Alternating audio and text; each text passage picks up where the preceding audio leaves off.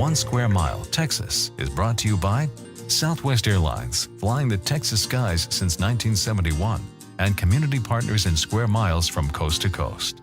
Southwest Airlines is proud to support 1 Square Mile, Texas. More information at southwest.com.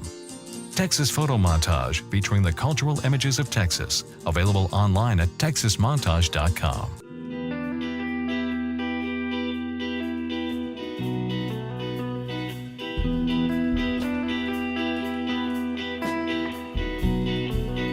Texas is an interesting place, and I think I identify most with Dallas. I don't think I found my tribe until I got here. We're 7 miles from the border, so you get a little bit of everything. You'd be surprised what goes on in a little town. When you enact, they all make sure that you're okay and safe. If you go to a restaurant, plan on a 2-hour wait. I'm living in a city where things are vibrant.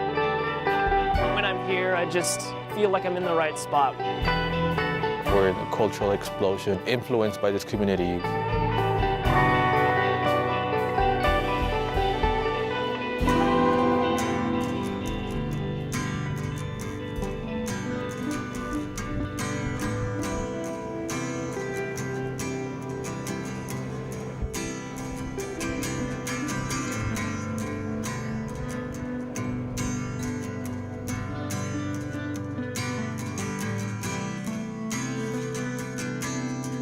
Texas is an interesting place. There's a very broad brush that comes with a Texan. I mean, we cover a lot of real estate, and there are different people in all parts of that real estate. And I think I identify most with Dallas. I think I've always been a people person. I am the guest services manager here at the 6th floor museum at Dealey Plaza.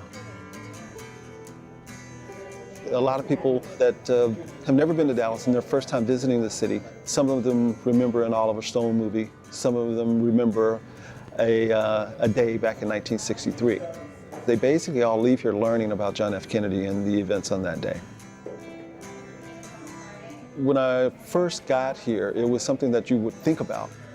The events that took place that day, just to think about, the city at that time. It can be a little eerie, but it's something that you do grow accustomed to. My office is probably 15 feet away from where the events took place. Every now and then you still feel that feeling of, wow. During the day, I'm a people person. My private life, public life, two different things, but in my private life, I can be considered nowadays anyway to be an introverted person. That's changed with age.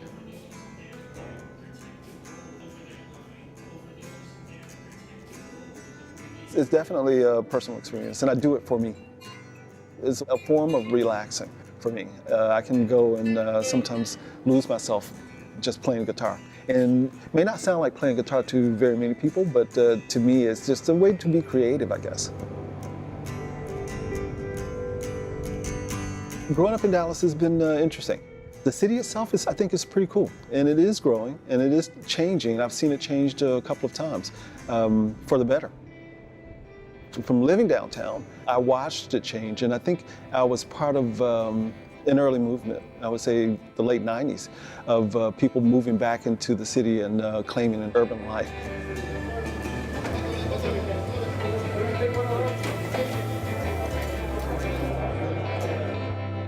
I'm from Dallas, and in Dallas, in this moment, this square mile is where everything is happening. This is a cultural renaissance for Dallas, where all of these areas are coming together.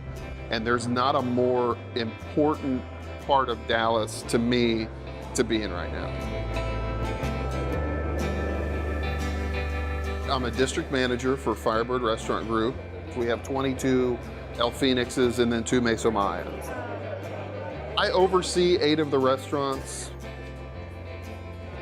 As a supervisor of a very hard-working group of people, they don't want you to talk about working hard, they want to see you working hard. They want to know that you are in the trenches and in the fight with them in the day-to-day operations of a restaurant. We're a humble, hard-working group of people, and everybody has to do that. I'm gonna show up and check the food and make sure the preparation is correct. And then you move into the dining room as the lunch or dinner service starts and you interact with the guests. Alfred Martinez, he's one of 8 children from the founding family. He comes in every Wednesday and he talks to guests. You know, he lets us know that we're being true to what he grew. If you're dealing with a 4th generation family of eating El Phoenix, they're gonna tell you. You're gonna go by that table and you're gonna ask them how they're doing, and you're gonna meet the daughter and the grandson. If I changed a recipe, the salt amount in my refried beans, everyone in the restaurant would tell me. I mean, they know the food.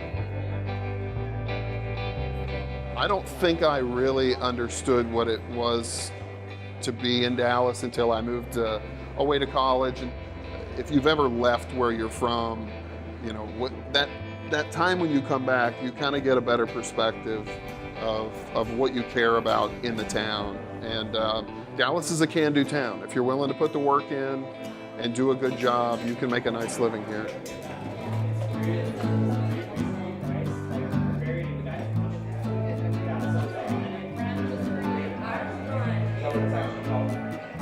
I've only lived here downtown for a year now, but I think I came in at a really exciting time, so it's a fun place to be. I love just spending time with friends, and I am one of these people who is up for sort of whatever random adventure that comes along, and Dallas is a great place for that. There's always something going on.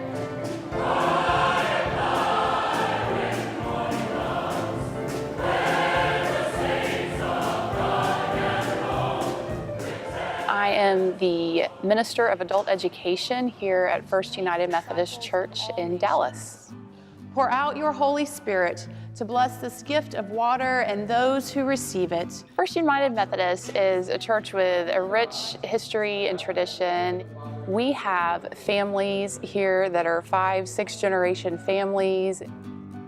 I was honestly pretty terrified when I gave my first sermon here. I mean, there is something just a little bit intimidating about preaching to a congregation that has such a history, that has had, you know, 8 bishops who have served here as minister. You kind of feel like, oh, this needs to be a good sermon. There is something, I think, within all of us that calls us to be a part of a bigger community. We may name that something different. We may find that connection in a different way, in a different place, but that we're all God's children and that we all have that need. I'm really passionate about what I do, and I'm passionate about justice ministries and about helping the church to really be involved in what's going on in the world. We're doing a special event on human trafficking. This is an important issue that a lot of people kind of know is out there, but don't really realize it's also right here under our noses. Such a privilege to have him. I can go out on my own and I can try to make a difference in the world, and I might make a little difference, but when you're a part of a church and you can help the church move in that direction and really make a difference in people's lives, I think that's what makes ministry worthwhile. I think that's what makes the church worthwhile. How does the church being here make the world a better place? And if the church were gone, how would the world miss it? No, that's Zoe. She's asleep.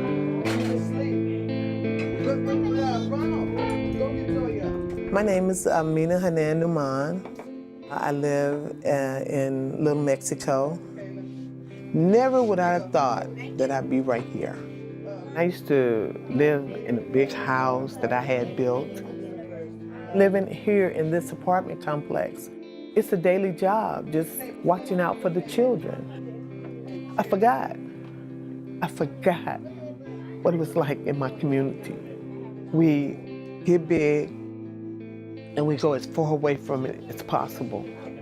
And I thank God today for having to come back. Corn sweet.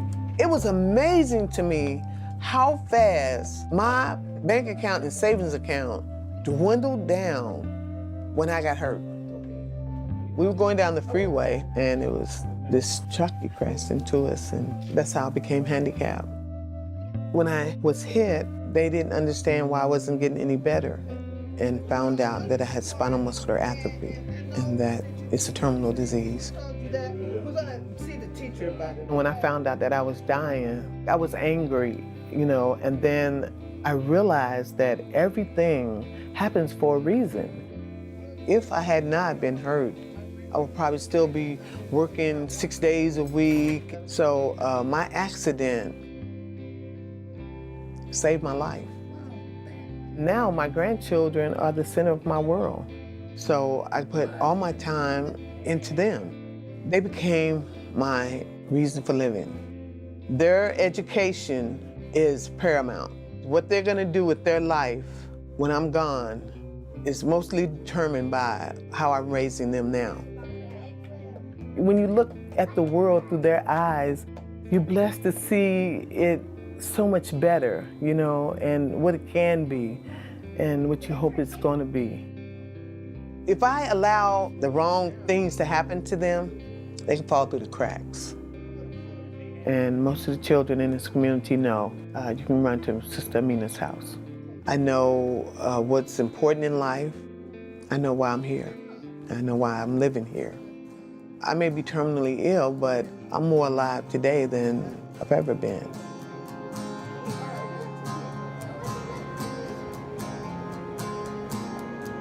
I was born here and proud to be from here. I think I just love the spirit of this city. This Perot Museum is such a great example of the spirit that we have here in North Texas and in Dallas. Every day we've got thousands of school kids coming through the door, lots of moms with kids in strollers, lots of adults coming to see the building for the first time. For a lot of our community, this has been a project in the work for decades, and I feel really fortunate to have been a small part of a big project. I have definitely found that you really can't plan things because things don't always go as planned, whether it's personally or professionally. September 19th, 2011, I had a very unfortunate doctor's appointment where they diagnosed me with breast cancer. For a short time. I didn't take the news that well, but I think I recovered from it and have really tried to learn some lessons from my experience. And I think it's definitely shaped who I am as a person today. I've become ever more committed to finding cures to cancer, to finding cures to diseases. I think that my mission in life is always going to be nature and science related. We've got to inspire our kids to go out and pursue careers to make sure that they don't have to go through what I've been through and so many people that are probably watching this have been through. I hope people will ask, what did I do to change the world today? And I think everybody should make an effort every day to do something that pushes the world forward in a positive direction. I get up every day and come to work hoping that some child who might be in this building at this very moment might be the kid that gets, inspired to cure cancer, to solve our energy problems, and so many other things. And so I feel really fortunate to get to play a small part in a big story about math and science in the world that we live in.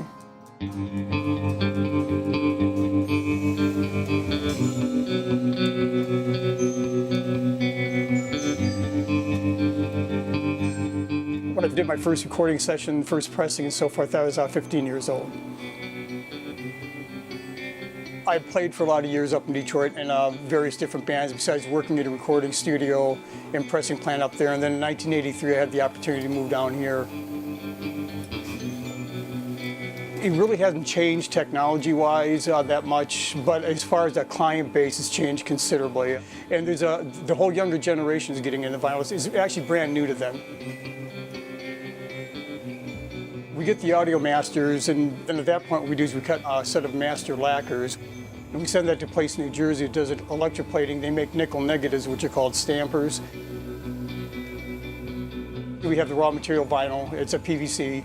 It gets loaded into hopper, goes through an extruder, and it makes like a hot patty with the labels on the A and B side. Then it actually goes into the press.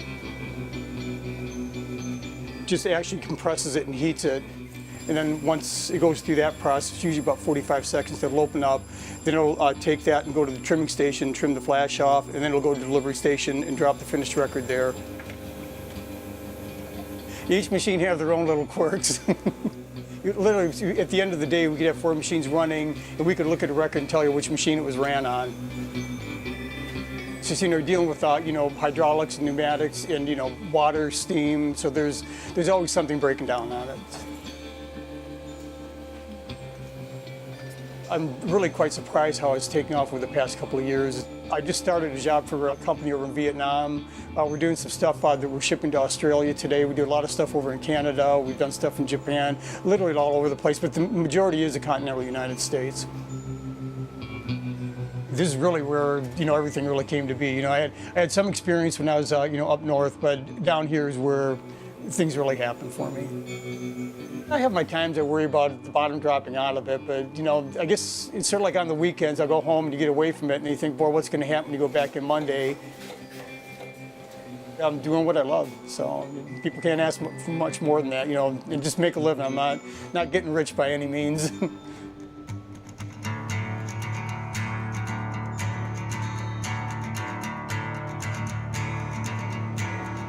Dragon Street right now in Dallas is booming with the art community.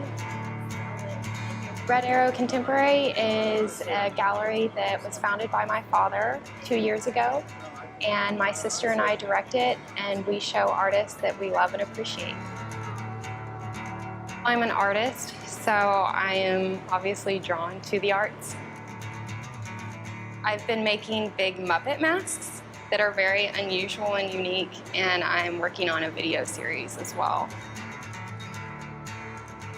I guess when you're a kid and you see, going to the museum, seeing the abstract paintings, think that's not going to be that hard, but there's a lot of people that are constantly striving to do something that will awe everybody, and it's really hard to try to keep up with that.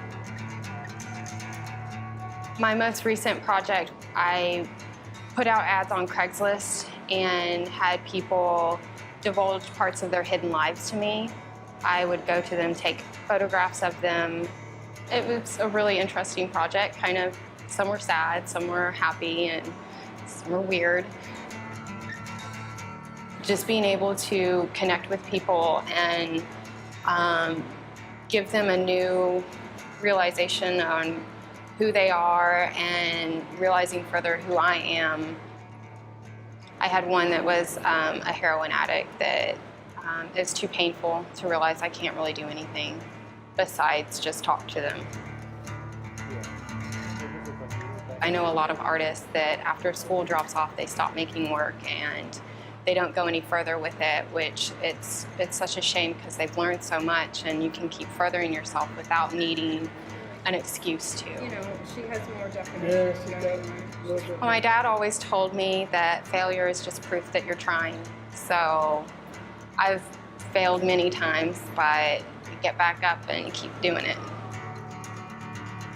I think I'm at the beginning. I'm still young. So, who knows what's gonna come next. I hope there's a lot more. If this is the end, I think that's a shame.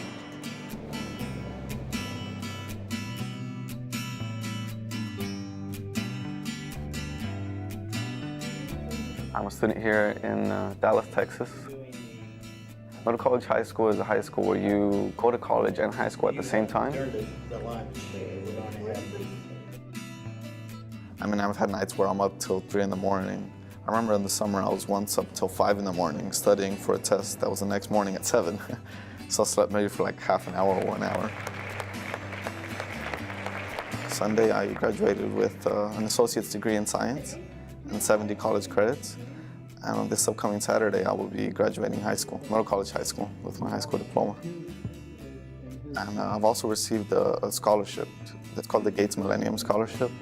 Learning furnishes the lamp by which we read the past and the light that illuminates the future. When I received it in the letter, I teared up a little, and then I looked over at my mom and I hugged her. I gave her a big hug and thanked her. because without my parents, I would never be where I'm at today. I grew up here in Dallas. My parents are from Mexico. My mom only went to 6th grade, I believe, and my dad only finished till 9th grade. And then after that, higher education wasn't really possible. For them coming over here, they came over here for a better opportunity. That's what most Hispanics come over here for, and what I want to do for them is finish the American dream. I can't just take anything that's given to me. I feel like I have to earn it in order for it to be worth what it is. After the summer, I will be attending Purdue University. My major is mechanical engineering technology. I'll be coming in with 50 college credits there. I have to make sure that I do the right thing because I know they'll follow my steps. To be honest, they're a really big motivation to me when it comes to leading on to college and being successful, and to inspire them that they can do it the same and follow my footsteps, hopefully. Congratulations to them.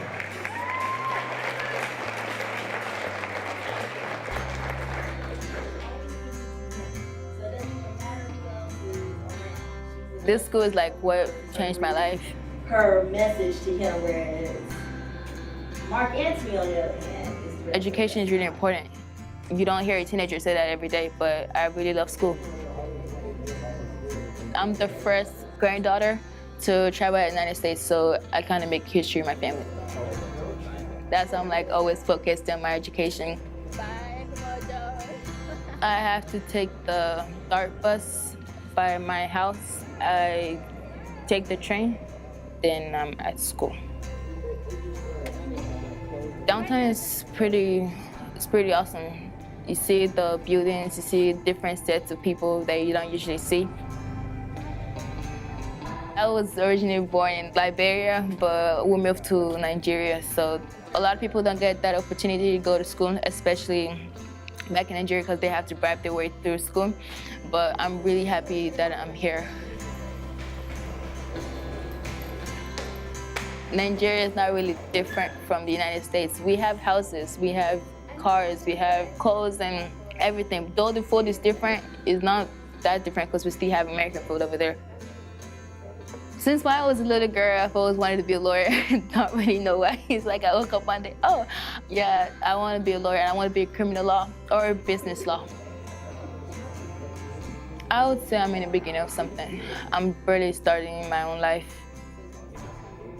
You're like a writer writing your own life, so you're always in control of your life. But it's not fun.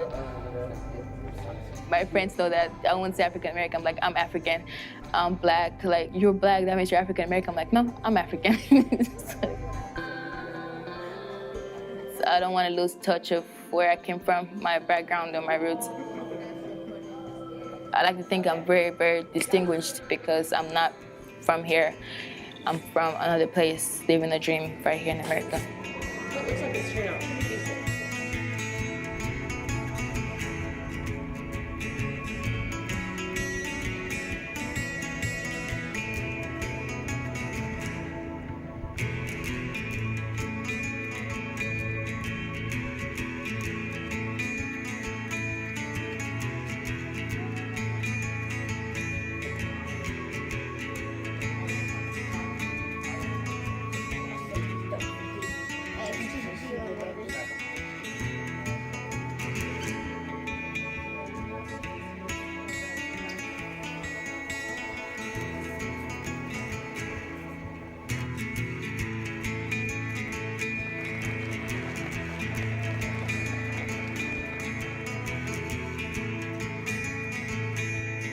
To find out more about this 1 square mile and others, visit our website at osmtx.com. 1 Square Mile, Texas is brought to you by Southwest Airlines, flying the Texas skies since 1971, and community partners in square miles from coast to coast. Southwest Airlines is proud to support 1 Square Mile, Texas. More information at southwest.com. Texas Photo Montage featuring the cultural images of Texas, available online at texasmontage.com.